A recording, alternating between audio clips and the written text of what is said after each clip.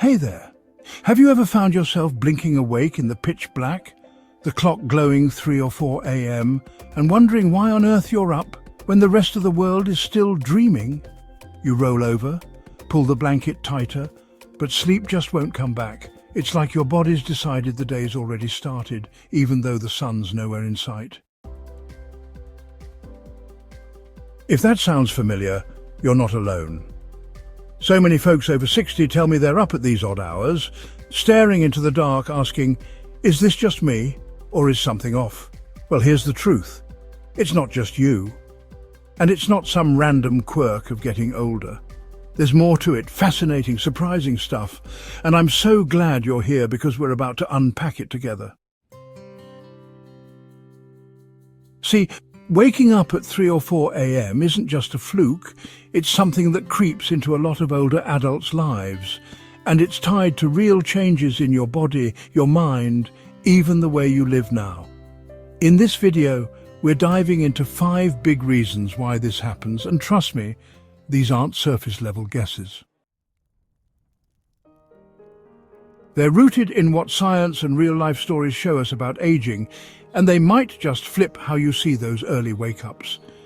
We're talking about everything from how your brain rewires its clock to the little signals your body sends in the night. Stuff you might not even notice until it's 3 a.m. and you're wide awake. By the time we're done, you'll not only know why this is happening, but what you can do about it, or maybe even why it's not something to fight at all.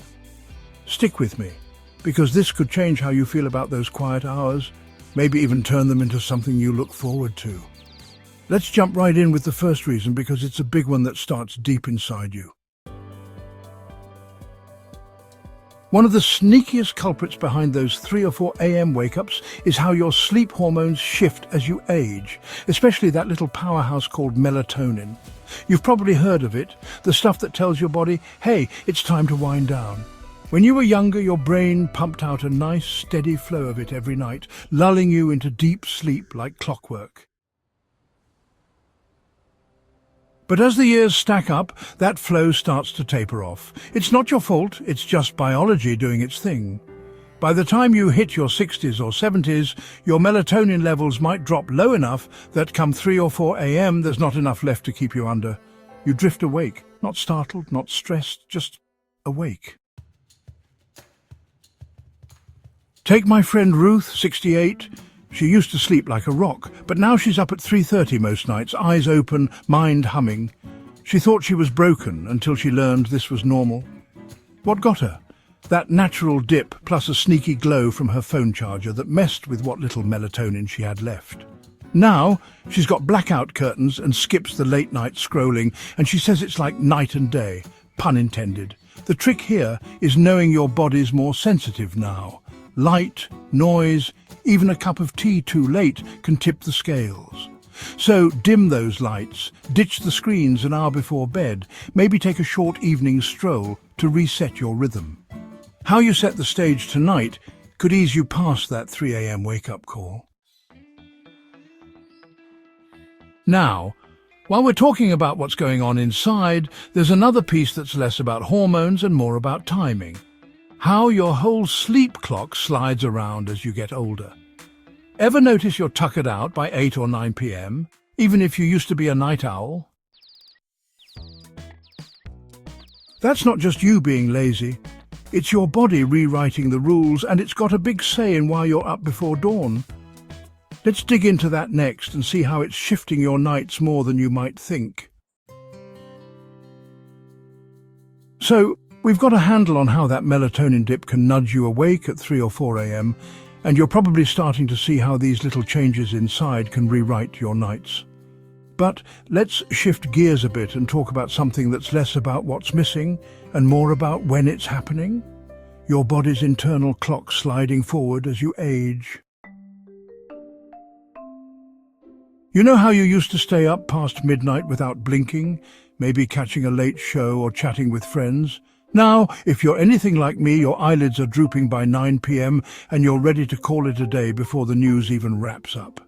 That's not just a random habit, it's something called advanced sleep phase, And it's a big reason why so many folks over 60 find themselves wide awake when the world's still dark. See, as we get older, our circadian rhythm, that natural ticker that tells us when to sleep and wake, starts creeping earlier. You might crash by 8 or 9 p.m. without even meaning to, and if your body's still wired for 6 or 7 hours of rest, guess what? You're done by 3 or 4 a.m., eyes open, ready to go, even if the birds aren't singing yet. Take my neighbour Tom, 70. He's retired now, and he noticed he's out cold by 9 most nights, especially since he's not rushing around like he used to. By 4 a.m. he's up, not tossing and turning, just alert, like his body's saying, "We're good, let's start the day." At first he fought it, thinking he should sleep later, but then he realised this was just his new normal. That forward shift isn't a flaw, it's your biology adapting, and it's not just about bedtime, quieter days, earlier dinners, less hustle, all that can nudge your clock ahead too. Tom started stretching his evenings a bit, reading with a lamp on or taking a slow walk after supper, and it's pushed his wake-up closer to 5. The trick is syncing your life to this new rhythm. Don't force a late night if your body's begging for bed, but maybe ease into it with some gentle evening cues. How you wind down today could smooth out those pre-dawn hellos from your internal alarm. And speaking of your body chiming in, there's another reason those early hours might be calling. Little aches and signals that get louder when everything else goes quiet. After 60, it's no secret that joints creak a bit more, or that midnight bathroom trip sneaks into the routine. But those aren't just annoyances. They can be why you're up at 3 or 4, and they're worth listening to. My friend Betty, 66, used to sleep through anything. But lately, she's waking up around 3:30 with a stiff back or a nagging need to shuffle down the hall. She didn't connect the dots at first, thought it was just old age. But it's more than that. Stuff like arthritis can build up overnight, waking you when you shift the wrong way, or a bladder that's not as patient as it used to be can pull you out of dreamland. Even meds for blood pressure or pain can tweak things. Some make you pee more, others leave you restless. Betty figured out her evening coffee was lingering too long, and switching to water after 6 p.m. cut those wake-ups in half. It's not about fixing everything. It's about noticing what your body's saying. Maybe a proper pillow under your knees, skip that late snack if reflux is a pest, or talk to your doc about med timing. How you tune into those whispers tonight could keep them from shouting you awake. Now, while we're on what's stirring you up, there's another piece that's less about creaky joints and more about what's rattling around upstairs. Thoughts and feelings that love to visit when the house goes still. Let's roll into that next and see how your mind might be the one flipping the lights on at 3 a.m. So, we've covered how your body's clock and those little physical nudges can pull you awake at 3 or 4 a.m, and you're probably starting to piece together how these shifts sneak into your nights. But let's talk about something that's not so much about your bones or your bladder, it's about what's going on in your head when the world gets quiet. One of the biggest reasons older adults find themselves up at these hours is a mind that decides it's time to take a stroll down memory lane or wrestle with worries you didn't even know were there. After 60, life slows down a bit. Fewer deadlines, quieter houses, and that stillness can leave room for thoughts to bubble up. Maybe it's a flicker of something you said years ago, a face you miss, or a what if that never got answered. I know a gal, Ellen, 73, she's fine all day, busy with her knitting or her grandkids, but come 4 a.m, she's awake replaying old conversations with her sister or wondering if she should have taken that trip she skipped. It's not loud anxiety like when you're young, it's softer, like a whisper that won't hush. This isn't a flaw. It's your heart and mind doing what they've always done, just with more space to breathe now. Studies say this kind of restlessness can peak in the early morning when your brain's in a lighter sleep phase, more open to drifting. And if your days feel a little emptier, maybe friends have moved away or the routine's not what it was, that quiet can amplify it. Ellen started keeping a notepad by her bed, jotting down whatever's swirling when she wakes. Sometimes it's just a line or two, but it quiets the hum. She says it's like giving her thoughts a place to rest, so she can too. You don't have to solve everything at 3 a.m, maybe light a candle and sip some tea, or call a friend later to fill that gap. How you give those feelings a nod today could turn those wake-ups into something gentler, even meaningful.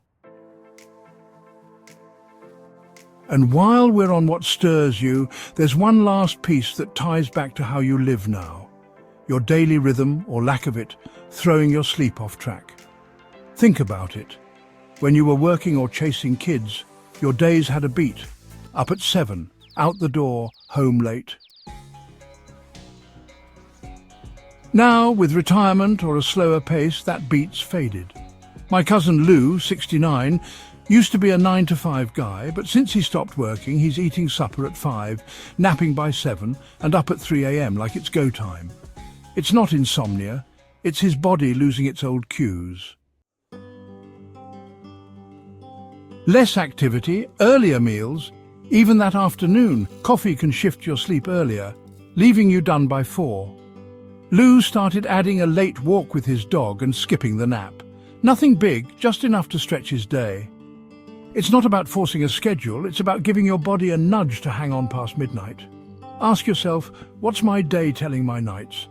Because how you fill your hours now could ease you past that 3 a.m. wake-up. Now take a breath and think about all this. Melatonin fading, your clock sliding, aches chiming in, thoughts wandering and your routine drifting. These aren't signs you're falling apart. They're your body and soul talking, adapting, still very much alive. You don't have to dread those early hours. Maybe they're a chance to listen, tweak a habit, or just sit with yourself in a way you couldn't before. Start small. Dim the lights tonight, skip that late cup, scribble a thought if it wakes you. You're not stuck, you're in tune, and that's a beautiful thing. So, what's hitting home for you? Drop a comment below and tell me one reason that clicked, or a trick you'll try. I love hearing from you. It's what keeps this going, and I can't wait to see your take. If this sparked something, hit that like button, subscribe and tap the bell so you don't miss what's next. Share it with someone who's up at 3 a.m. too. Maybe you'll figure it out together. Thanks for being here. Here's to owning those early mornings, whatever they bring. Catch you soon.